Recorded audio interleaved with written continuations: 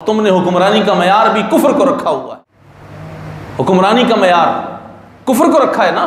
काफिरों के नुमाइंदे तुम पर हुक्मरान बनते आए 74 साल से, तुमको वही पसंद समझते हो। हुक्मरानी करने के लिए इस्लाम नहीं है। हुक्मरानी रसूलुल्लाह का दीन नहीं कर सकता। तुम्हारे मसाइल इस्लाम हल नहीं कर सकता। इस्लाम तुम्हें रोटी नहीं दे सकता। इस्लाम तुम्हारी मईशत ठीक नहीं कर सकता। ओह, फिर देखो जिन पर तुमने एतमाद और भरोसा किया, आज उन्होंने तुम्हें कहां लाके खड़ा कर दिया। कल मैं देख रहा था कि लांडी के अंदर, कोरंगी के अंदर इलेक्शन हो रहा था, ज़िमनी इंतखाब कराची के अंदर। तो एक बहुत हैरान कुन पहलू जिस पर मैंने गौर किया कि लांडी कोरंगी में इलेक्शन हो रहा है और उस इलेक्शन में दहशतगर्द जो है वो रसूलुल्लाह के गुलामों पर फायरिंग करने आए। लेकिन एक बहुत अहम बात थी, वो ये थी कि जहां फायरिंग हो रही थी उन घरों की छतों पर टीन की चादरें रखी हुई थी।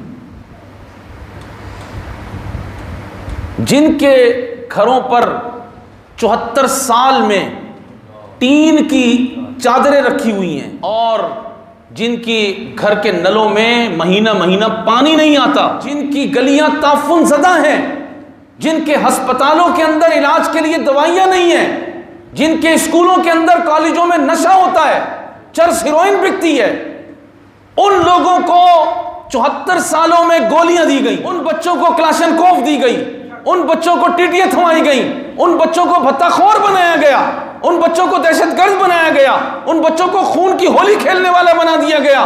फिर भी कौम अगर MQM को वोट दे, पीपल्स पार्टी को वोट दे, नवाज शरीफ को, इमरान खान को वोट दे, तो फिर कौम को क्या कहें? वो ला तशरून के जुमरे में नहीं चली गई, उनका शऊर छिन नहीं गया।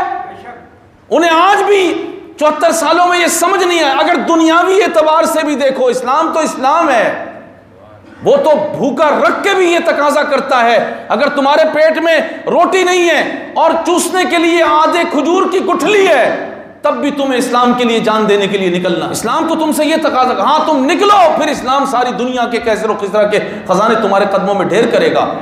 लेकिन आप गौर तो करें कि क्या हालात हैं। ये कराची का एक लांडी कोरंगी का इलाका नहीं है। कराची की जो मैक्सिमम आबादी है वो इन्हीं हालात से गुजर रही है। 40 गज के मकान में 8 अफराद रहते हैं और उसमें से भी भत्ताखोर और दहशतगर्द पैदा हो जाते हैं। तो बताओ, तासुब ने तुम्हें कहां तक पहुंचाया? लादीनियत ने तुम्हें कहां तक पहुंचाया? कादियानियों के एजेंटों ने तुम्हें कहां तक पहुंचाया? और मैं उन लोगों से पूछता हूं जो 40-40 साल से तबलीग दीन कर रहे हैं, उन्होंने क्या तबलीग की आज तक इस शहर के अंदर? जो जुमे पढ़ा रहे हैं, उन्होंने क्या जुमे पढ़ाए? जो आस्ताने चला रहे हैं, उन्होंने क्या आस्ताने चलाए? तुम कौम को रसूलुल्लाह के दीन को तख्त पर लाने के लिए क्यों खड़ा ना कर सकते? सवाल है ना। तुम्हारी तबलीग कहां है? तुमने किस चीज की तबलीग की लोगों को? तुमने MQM से भी हाथ मिला के रखा। इमरान खान आया तो उसको मुबारकबादी दी, नवाज शरीफ आया तो उसकी गोद में जा बैठे। जो हुकूमत आए तुम उसके साथ मिल जाते हो और कहते हो हम दीनदार हैं। जालिम के साथ हाथ मिलाते हो और कहते हो हम इमाम हुसैन के मानने वाले। बताओ तो अजीज दोस्तों, मसला कुछ और है। याद रखो, जब तक रसूलुल्लाह के बारे में गैरत नहीं करोगे और इस्लाम को हुक्मरानी नहीं दोगे, उस वक्त तक तुम्हारे मसाइल हल नहीं होंगे। कराची के हक में आवाज उठा रहे हैं। ये कराची के अंदर ये होना चाहिए। कराची के अंदर क्या, पूरे मुल्क के अंदर आप देखो आग लगी हुई है। हर बंदा परेशान नजर आ रहा है। गरीब आदमी के लिए रोटी मुश्किल तरीन हो गई है और ये मजीद मुश्किल हो जाएगी उस शख्स के लिए, हर उस शख्स के लिए जो रसूलुल्लाह सल्लल्लाहु अलैहि वसल्लम के गुस्ताखों से बदला लेने की बात नहीं करता, हुजूर की इज्जत और नामूस पर पहरा देने की बात नहीं करता।